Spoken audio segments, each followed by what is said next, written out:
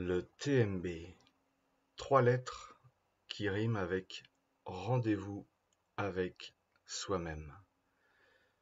3 lettres qui veulent dire que pendant 5 à 10 jours, eh bien, on fera un effort hors du commun qui nous permettra, à travers des paysages somptueux, eh bien, de se connecter à la nature, d'être en communion avec la nature, mais aussi de se retrouver soi-même. Peut-être c'est ce que chacun vient chercher. Et évidemment, ce qui est dur dans cette épreuve, eh bien, c'est la durée et l'intensité de l'effort. Et ça, en fait, le corps n'y est pas du tout préparé. Dans nos vies modernes, même si on pratique une activité physique, ce qui est fortement recommandé avant de faire le TMB, eh bien, en fait, accumuler pendant 5 à 10 jours un effort physique intense avec de gros dénivelés qui sont, oui, difficiles à la montée, mais si on pense aux descentes, c'est pire. Eh bien non, ce ne sera pas facile, sauf si on s'appelle un Kilian Jornet et qu'on arrive à boucler les 170 km en moins de 20 heures. Mais je ne pense pas que vous soyez là avec ce niveau d'exigence et ce niveau de compétition de sportif. Donc vous pouvez commencer le TMB à partir des Ouches et ça pourrait paraître logique. La seule difficulté à partir des Ouches, c'est de trouver du parking. Et donc vous pouvez aussi démarrer à partir de Notre-Dame-de-la-Gorge après les Contamines, où là vous avez tout le parking que vous souhaitez. Au départ des Ouches, il y a deux possibilités. C'est soit vous prenez le chemin qui monte jusqu'au col, et là vous en avez pour plus de 2 heures. Là on voit la vue magnifique lors du lever de soleil, quand on part le matin de bonne heure. Si le ciel est dégagé, on a vraiment cette chance-là. Par contre, évidemment, si on part avec un soleil pluvieux, on peut aussi prendre des télécabines qui doivent ouvrir à peu près aux alentours de 9 heures, si je ne me trompe pas, et donc qui permettent de faire l'ascension jusqu'au col sans prendre le chemin qui commence d'abord par la route, puis après on va traverser des petits hameaux avec des chalets, et enfin un chemin qui, je trouve, n'est pas agréable pour commencer la rando. Mais bon, c'est comme ça, c'est un chemin de 4x4. Voilà, et là nous voici arrivés au col. Donc la vue est magnifique, par beau temps. Vraiment, c'est super joli. On a vue sur une bonne partie de la chaîne du Mont Blanc. Et c'est un spectacle qui en met déjà plein la vue pour cette première journée de Tour du Mont Blanc, après quelques heures de marche, où en effet, une fois que le soleil est levé, eh bien, on est toujours en plein soleil, même s'il y a quelques arbres qui vont nous faire de l'ombrage, on peut avoir assez chaud. Et puis après, on va prendre direction le col du Tricot, où là, eh bien, en fonction, toujours la même chose, on peut avoir un temps dégagé ou un temps plutôt obscur, ça dépend des jours et de l'époque. Mais donc là, la balade vraiment est super agréable une fois qu'on rejoint l'autre col en fait. C'est relativement plat. Il y a juste un petit endroit où c'est un petit peu plus raide, mais après ça se passe très bien. Et donc là, la vue est toujours aussi magnifique. On est vraiment dans des endroits somptueux. Quand on arrive sur un replat où là il y a un petit ruisseau, donc on peut avoir différentes variantes. Et donc on va voir au loin en fait, eh bien, le col du Tricot qui va se dessiner bientôt.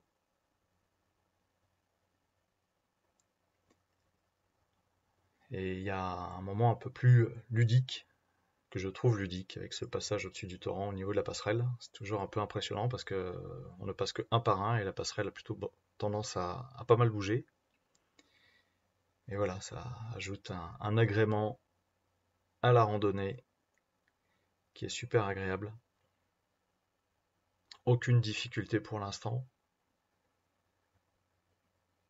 sur le parcours.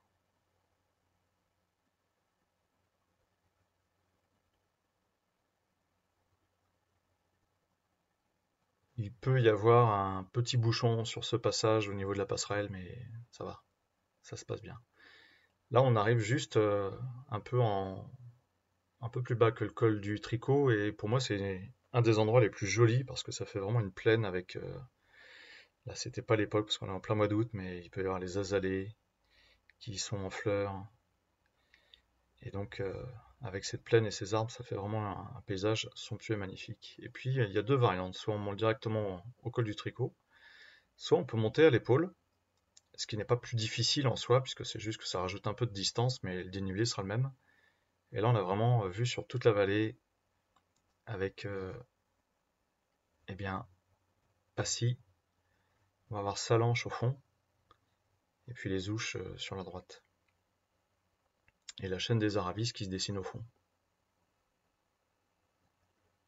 Et donc je vous recommande vraiment d'aller voir sur la crête ce qui se passe quand le temps est dégagé, parce que c'est une petite variante qui ne demande pas un effort vraiment supplémentaire, mais qui par contre est super agréable à faire, puisque la vue est magnifique, quoi.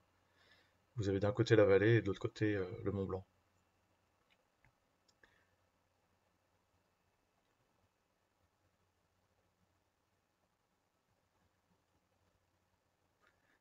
Donc là, comme vous pouvez le voir, bah, on est en soleil en permanence. Donc prévoyez de l'eau, évidemment, parce que les chalets du Miage, on s'en rapproche, mais ils sont pas encore à côté. Il y a une bonne heure et demie encore de rando avant d'aller au chalet du Miage et pouvoir se ravitailler en eau.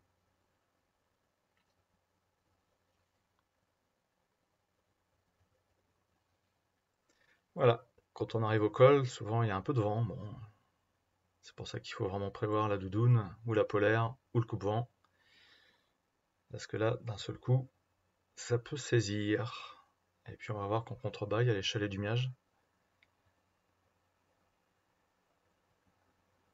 avec glacier du Miage qui sera sur la gauche. Au fond à droite, on a le Mont Joli, à 2525 mètres. Si vous ne l'avez jamais fait, je vous invite vraiment à le faire, peut-être lors d'une autre rando. En fait, en haut du Mont Joli, on a vraiment une vue magnifique sur toute la chaîne du Mont Blanc. On a l'impression qu'on peut toucher la chaîne du Mont Blanc. Et pour ça, on partira depuis Saint-Gervais, le Béthai, puis après il y a quelques heures avant d'arriver au sommet du Mont Joli. Et en face, ce sont aussi les chalets du Truc. Voilà, on arrive au Miage. Donc un bivouac est possible ici, on peut se ravitailler, manger, enfin se ravitailler c'est se faire un casse-croûte, manger, boire un coup. La vue est magnifique aussi, on a le torrent, donc certaines personnes vont bivouaquer là, hein, généralement c'est ici que ça se passe. Après on peut monter au chalet du Truc, donc nous c'est ce qu'on avait fait. Une fois arrivé au chalet du Truc, en fait, il n'y a pas beaucoup d'espace pour bivouaquer, donc c'est vraiment réservé aux personnes qui ont encore un petit peu de jus dans les jambes, qui veulent bien faire l'ascension entre le chalet du Miage et les chalets du Truc. Et le bivouac au niveau des chalets du Truc, il est bien avant les chalets du Truc, c'est-à-dire que dès que vous avez fini de monter, dans le lacet là, vous avez des arbres sur la droite et c'est par là, ça fait un replat, il y a des arbres et c'est par là. Faut pas aller jusqu'au refuge des chalets du Truc, parce que là ils vous diront de faire demi-tour pour aller bivouaquer. Voilà, parce qu'au chalet du Truc, vous pouvez aussi faire une étape à cet endroit-là, comme au chalet du Miage évidemment.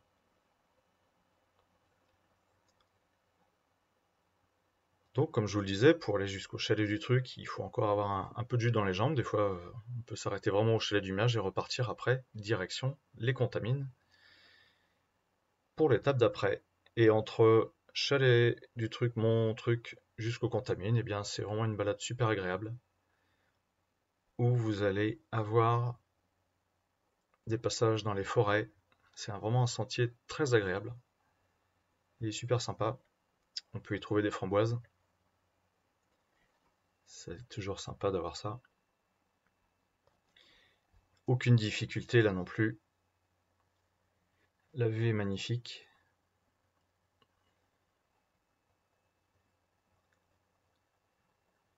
Je vous laisse contempler.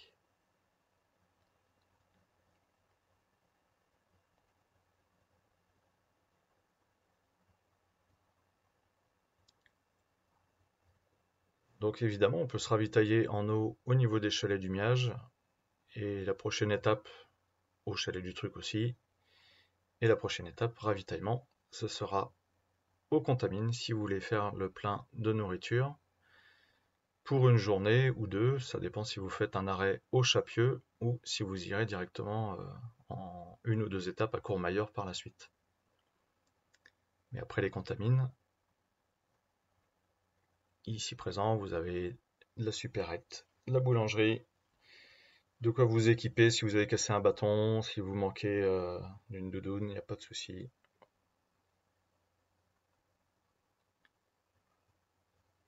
Et après les Contamines, on arrive à Notre-Dame-de-la-Gorge, la chapelle qui vaut le détour. On peut faire le ravitaillement en eau.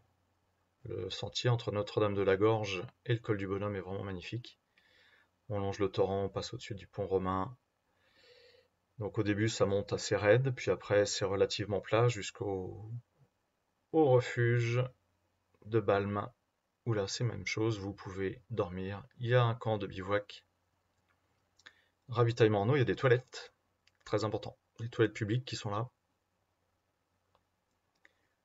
Voilà.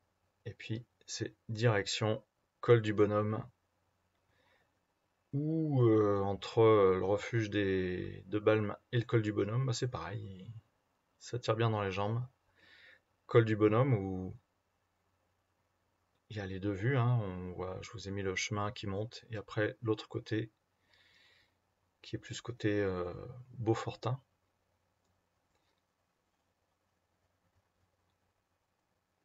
Là, entre le col du Bonhomme et puis le prochain refuge, très souvent, on va pouvoir avoir des bouquetins, des chamois.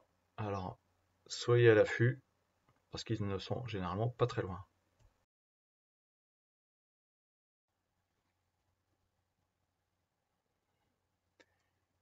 Donc le sentier il monte un peu, c'est dans un dédale de pierre, de rochers, à partir du col du Bonhomme. Et ensuite, eh bien, en fait, on va longer, ça va monter encore un petit peu jusqu'au refuge de la Croix du Bonhomme. Et là, en fait, avant d'arriver au refuge de la Croix du Bonhomme, vous pourrez avoir une variante, soit direction les Chapieux, soit de remonter un peu plus haut au niveau du col. Mais après la descente, vous avez 900 mètres de dénivelé assez raide jusqu'au petit village de la ville au glacier. Donc c'est vous qui voyez, mais la descente vers les Chapieux est vraiment très douce. Elle est plutôt reposante pour moi pour une descente.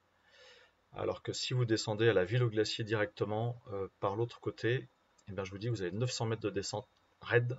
Ouais, ça casse les pattes. Ça, je vous le dis, ça casse les pattes. Vous arrivez à la ville au glacier, vous dites, ouais, on a bien mangé. Donc là, on va arriver au Chapieux, tranquillement, voilà. Donc là, c'est pareil, on peut se ravitailler, il y a les hôtels, il y a une boutique, on peut faire un petit apport en nourriture si on veut, parce que le prochain, ce sera au niveau de Courmayeur. Et donc après, bah, soit on peut faire un petit bivouac comme ici à la ville au glacier, ou bien on pourra faire un bivouac au refuge. Alors, il y a pas, en fait, ce n'est pas possible de faire un bivouac justement au refuge des Motets, donc c'est soit au Chapieux, soit à la ville au glacier, il n'y a pas beaucoup de place. Et après, bah, si vous voulez faire un bivouac entre le refuge des Motets et le col, eh bien, il faudra vous faire très discret. Et à la ville au glacier, je vous invite vraiment à aller voir les bergers, parce que vous pouvez directement acheter du fromage. Du fromage qui est élaboré là-bas, hein. Vous avez un maître fromager qui est là, vous avez des bergers saisonniers qui sont là, ils sont super sympas. Vous pouvez faire le plein d'eau aussi, donc c'est toujours intéressant. Et vous pourrez aussi faire le plein d'eau au refuge des Motets quand vous passerez devant. Donc au refuge des Motets, bah là c'est pareil, vous pouvez vous restaurer, mais comme je vous l'ai dit, ils ne veulent pas qu'il y ait de bivouac avant et après le refuge des Motets, donc il faut essayer de se faire assez discret si jamais vous allez par là. Bah évidemment parce qu'il y a, je pense, plusieurs centaines de personnes qui dorment dans le refuge des Motets et le but, eh bien, c'est que il n'y a pas, à mon avis, de concurrence et puis que ça vienne, comme d'habitude, que ça ne vienne pas, que les tentes ne viennent pas polluer l'espace naturel qui se situe ici. Hein, tout comme je vous l'ai pas dit tout à l'heure, mais si vous voulez bivouaquer au col du Bonhomme, vous pouvez. Par contre, vous ne pourrez pas bivouaquer au lac Jauvet. Ça fait partie de la réserve naturelle, donc vous pouvez bivouaquer au refuge de Balme, et vous pouvez bivouaquer juste avant le col du Bonhomme et au col du Bonhomme, mais entre le col de Balme et à un certain niveau, au niveau en dessous, en fait, le col du Bonhomme, le bivouac est interdit. De même qu'il est interdit de bivouaquer autour des lacs Jovet.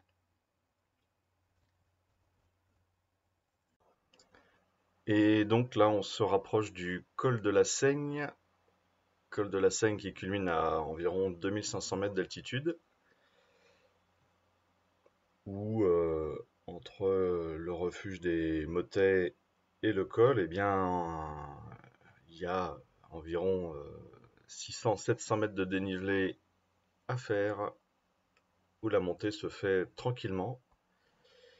Et une fois rendu là-haut, on a vraiment un spectacle magnifique qui s'ouvre devant nous, puisqu'on a toute la vallée qu'on va traverser pendant les 2 prochains jours, jusqu'à la Suisse.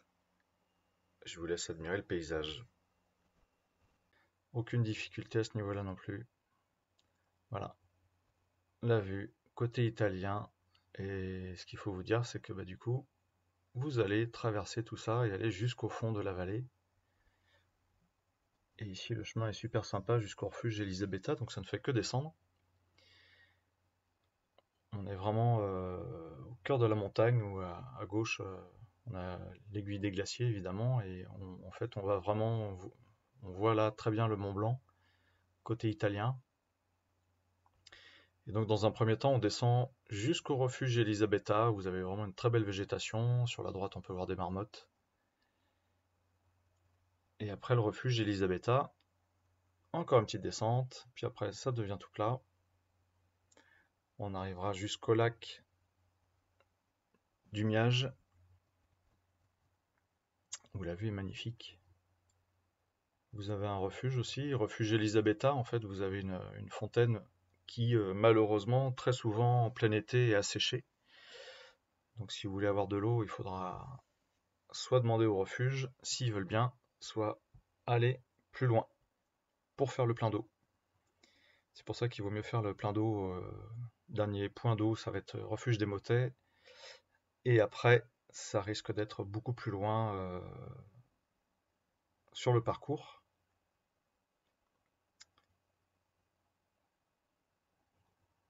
Je vous laisse admirer la beauté des paysages, la tranquillité. Le refuge Elisabetta, qui est un petit peu en hauteur.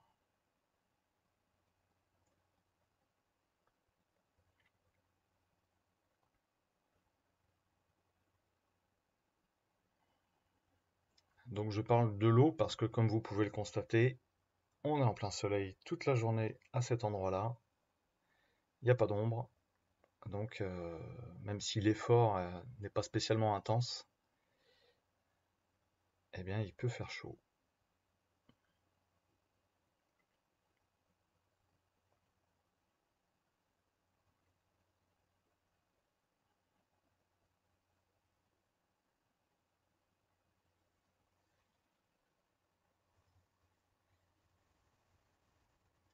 Et donc du côté italien,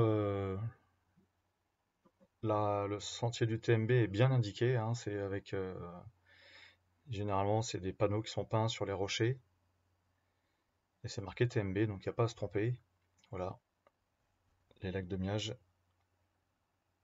Et on va prendre le chemin sur la droite. Si on va tout droit, en fait, on file directement à Courmayeur, donc pas grand intérêt, alors que là, on va passer par les crêtes.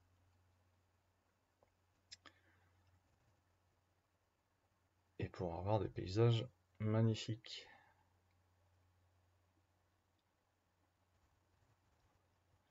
Donc là, dans 2 jours, on sera au fond là-bas. On passera entre l'Italie et la Suisse. Mais en attendant, il reste quelques kilomètres à parcourir.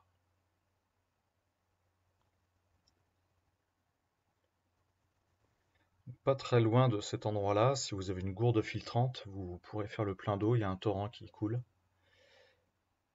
Et ça sera quasiment, il y aura un lac après, mais ça sera un des derniers points d'eau avant Courmayeur.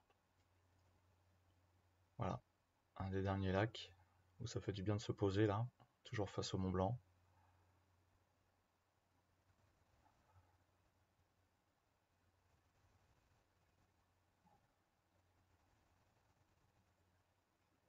La rando est super sympa.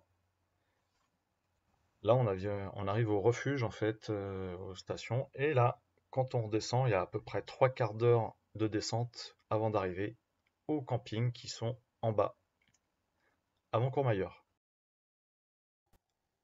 Évidemment, au camping, il y a de quoi se restaurer, de quoi se laver, de quoi faire quelques courses. Et le lendemain matin, si vous le souhaitez, vous avez une navette qui démarre vers 7h30 du matin et qui vous emmène jusqu'à Courmayeur pour après commencer l'ascension à partir du centre-ville de Courmayeur vers le refuge Burton, où là aussi à Courmayeur, bien, vous pourrez faire le plein. Sachant que en plein été, parfois au refuge Burton, il n'y a pas d'eau, donc faites vraiment le plein d'eau avant de partir vers la Suisse. Et sachant que de là, de Courmayeur jusqu'en Suisse, généralement, on fera une halte soit au refuge qui se situe en altitude, soit ceux qui sont dans la vallée. Il y a les refuges de Bionnassay, par exemple, les campings de Bionnassay, par exemple. Mais autrement, vous avez aussi le refuge Helena, où il y a possibilité de faire un bivouac, moyennant une vingtaine d'euros, un truc comme ça. Mais vous avez en plus, quand vous prenez le bivouac, que vous payez le refuge, vous avez le repas qui peut être inclus dedans.